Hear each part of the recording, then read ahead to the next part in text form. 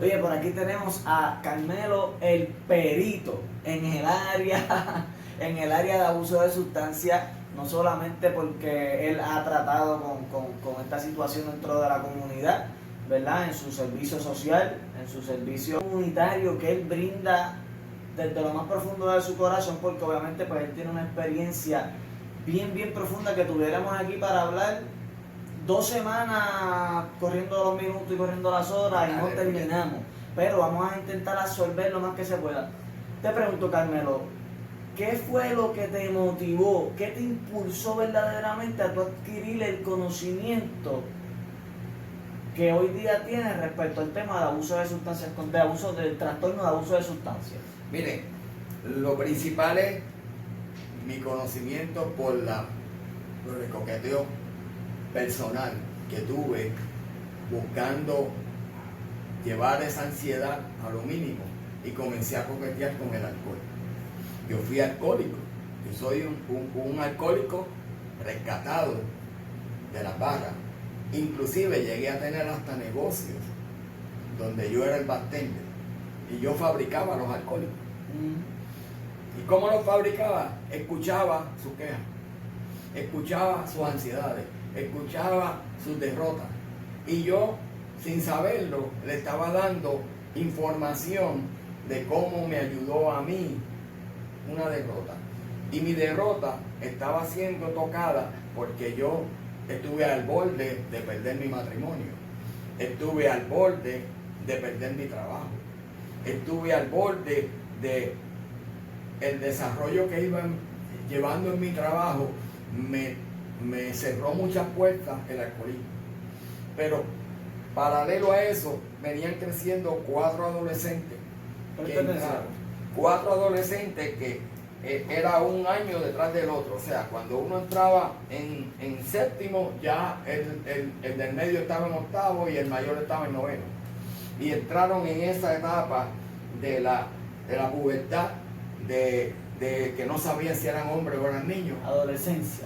La adolescencia te dice bien claro, adoloridamente conozco el futuro mío. Por eso es adolescente, porque duele. Empiezan los huesos a crecer, empiezan los músculos a desarrollarse, empieza la pubertad, te empieza a salir vello en la cara y ellos tienen que identificarse con alguien. ¿Algunos de tus hijos ha tenido, ¿verdad? ¿Ha tenido alguna situación con la sustancia? Sí, los 3. ¿Qué tipo de sustancia? Bueno, ellos comenzaron con la sustancia básica que se llama cigarrillo.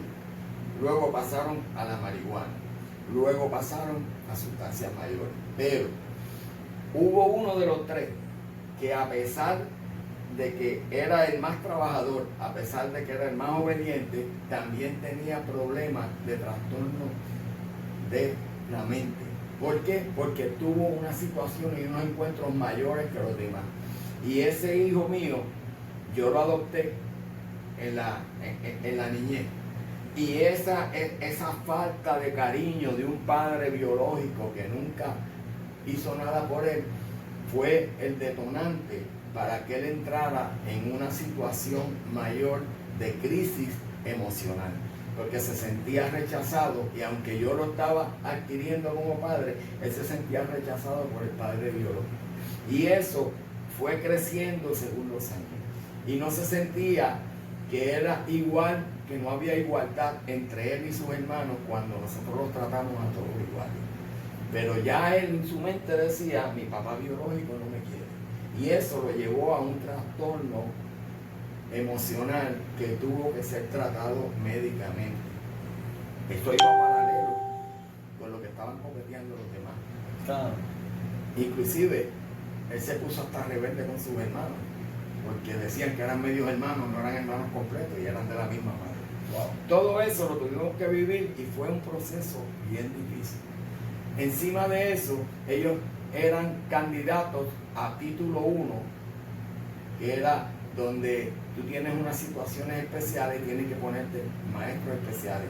Claro. Y por el mero hecho de que ellos no habían flaqueado en sus notas y tenían buenas notas, ellos decían que no eran no eran participantes de título 1 porque llevaban buenas notas y ellos habían podido superar la escuela, pero no veían lo que estaba pasando en el hogar, que la mamá estaba como una segunda maestra desde que llegaban de la escuela hasta que se apuntaban, para que ellos pudieran ponerse al día con lo que era la situación de la escuela.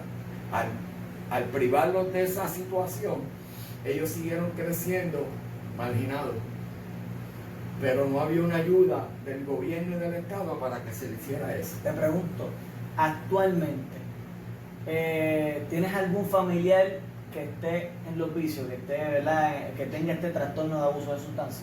Sí, de mis 3 hijos, 2 están en ese coqueteo con la sustancia. Nasal, intravenosa, ¿de qué categoría pudiéramos estar Bueno, hablando? uno siguió en el trastorno de la marihuana, porque él decía que eso era lo que le controlaba la ansiedad, lo estuvo controlando hasta un cierto punto, pero el otro, el que era paciente psiquiátrico, él coqueteó con todas las sustancias de antidepresivos, se hospitalizó, no te puedo decir ni la cantidad de veces, pero en los últimos 2 años hubo más de 8 hospitalizaciones.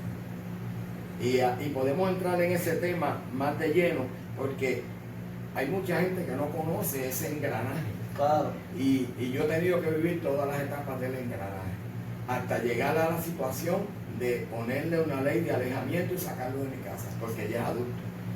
A pesar de que es un paciente psiquiátrico, es usuario de drogas. Carmelo, ¿cuál fue el punto clave, ese detonante en ti que tú dijiste, definitivamente yo necesito ejercer algún tipo de presión o ayuda o hacer algo porque ya voluntariamente mi familiar no está entendiendo? No está dando fruto. Exactamente. Mira, el proceso fue el siguiente: de la adolescencia, donde coquetearon con la droga, tenía uno que coqueteaba con la droga por la presión de grupo, y ese mismo se estaba tratando psiquiátricamente. Empezó con el orientador de la escuela, después el trabajador social, el trabajador social lo refirió al psicólogo, el psicólogo le dio las terapias pertinentes, lo refirió a un psiquiatra, el psiquiatra comenzó a darle el seguimiento con medicamentos. Esos medicamentos lo llevaron a una hospitalización, y en esa hospitalización todo era voluntario, porque él quería cambiar.